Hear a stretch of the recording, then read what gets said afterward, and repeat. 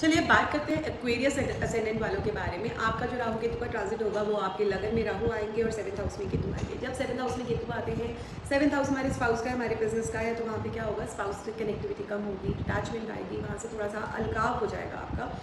इसको कई बार हम ये भी बोलते हैं कि सेपरेशन। अब ज़रूरी नहीं है सेपरेशन आपका डाइवोर्स ही हो, सेपरेशन किसी भी तरह का हो सकता है इस टाइम पे आपके साथ ऐसे सिचुएशंस बन जाए, ऐसी कन्फ्यूजन्स हो जाए आपके रिलेशनशिप्स में कि आप लोग रूम चेंज कर लें, एक ही घर में रहें बट अलग अलग रूम में रह रहे हैं। हो सकता है कि आप घर चेंज कर लें, आप थोड़े टाइम के लिए, होता है ना कि नाराज़ हो गए तो किसी घर आपने अलग अलग कर लिए।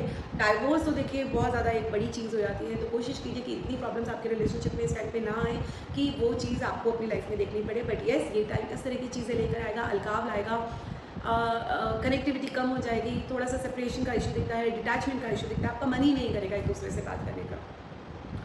तो इसके लिए रेमेडी क्या है? सबसे पहले तो कनेक्टिविटी बना के रखिए। कोई भी बात है आप अपने स्पाउस से कीजिए। आप ऐसा ना करें कि आपका मन नहीं कर रहा है, आपको टेंशन हो रही है तो आप बात ही ना करें। जब आप बात करना बंद कर देते हैं, अपनी फीलिंग्स को रखना बंद कर देते हैं, बातें बोलते नहीं, तो वो बहुत ज़्यादा प्रॉब्लम ज़्यादा क्रिएट कर देता है, टेंशन्स और डिटैचमेंट ज़्यादा आ जाता है। तो वो नहीं करना, आपको बात करनी है उनसे। हर तरह से आप कोशिश कीजिए कि कनेक्टिविटी किसी भी तरह से बना के रखें। अब राहु आएगा आपके लगन में, तो क्या होगा, आप सबसे ज़्यादा अपने बारे में सोचेंगे। मतलब वो वाली फीलिंग होती है ना, मेरे से बढ़ के कोई नहीं, मुझसे ज़्यादा कोई नहीं, वो चीज़ आपको नहीं करनी।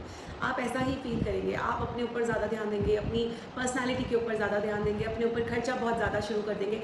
और अगर राहु नेगेटिव काम कर रहा है तो ऐसा भी हो सकता है कि एकदम से आपका दिल करे कि आप दाढ़ी वाड़ी बढ़ा लें, आप अपना मेंटेनेंस बंद कर दें, आप अपने आप को टेक केयर ही बंद कर दें, आप बिल्कुल ही राहु के इम्पैक्ट में आ गए। तो एक साधु वाली फीलिंग, साधु मतलब एक पूजा पाठ वाला साधु नहीं, बट आप अपने आप को उस कैटेगरी में ले आए कि अपना ध्यान ही देना बंद कर दिया, दाढ़ी बढ़ा लेंगे, मूंछें बढ़ा लेंगे, बाल बढ़ा लेंगे, इस तरह की चीज़ें कर लेंगे, वो नहीं करना आपको। तो राहु आपकी पर्सनालिटी में इस टाइम पे बहुत सारे चेंजेस लेकर आएगा। तो कोशिश करना है कि आप राहु को अपने माइंड पर, क्योंकि फर्स्ट हाउस आपके दिमाग का होता है, आपके सिर का होता है, राहु को हावी नहीं होने देना, उसको बहुत ही प्रैक्टिकल। आपको इस टाइम पे आइडियाज़ भी बहुत आएंगे, बहुत ऐसी सारी चीज़ें होंगी, आपका दिमाग 24 घंटे चलता रहेगा, आपको आइडियाज़ ही देता रहेगा, ऐसा कर लूँगा तो ऐसा हो जाएगा, ऐसा करूँगा तो ऐसा हो जाएगा। वो नहीं करना। आइडियाज़ आ रहे हैं, बहुत अच्छी बात है, बट कितने प्रैक्टिकल है, वो प्रैक्टिकल अप्रोच को आपको नहीं भूलना किसी भी तरह से। तो जहाँ पे आपने ये सारी चीज़ें की, वहाँ पे आपके लिए प्रॉब्लम क्रिएट हो जाएगी।